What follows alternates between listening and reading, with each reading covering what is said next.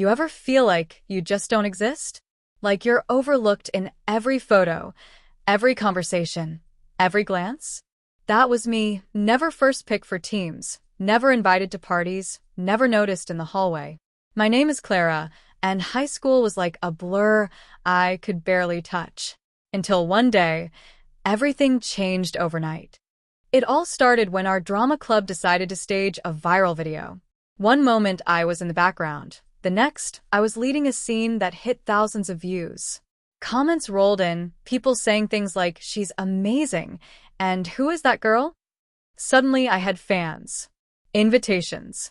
The popular kids who had always ignored me now walked beside me in the halls. It was dizzying. I tried to enjoy it, but it felt hollow. The same people who only wanted me for the popularity longed for me, not me. I realized they didn't care about who I was. They just cared about glow. Then came prom season. The queen candidates were pre-selected. Clara wasn't even considered, of course. But with encouragement from my close friends, those few who'd stayed when no one else did, I launched a surprise write-in campaign. Posters, social media, genuine notes about how prom should belong to the real heroes, not the pre-approved elite. The nominations were open. Nobody saw it coming when votes flooded in, not just from friends, but from classmates who finally saw me, not just the girl in the corner. Then came prom night. When I stepped onto the stage, the applause knocked the words out of my mouth.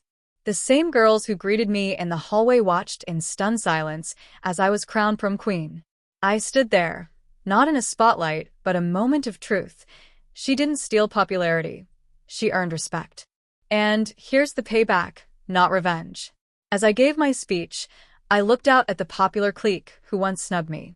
I said, "I didn't change. You did because you finally saw me." Then I thanked the people who valued me before anyone else did.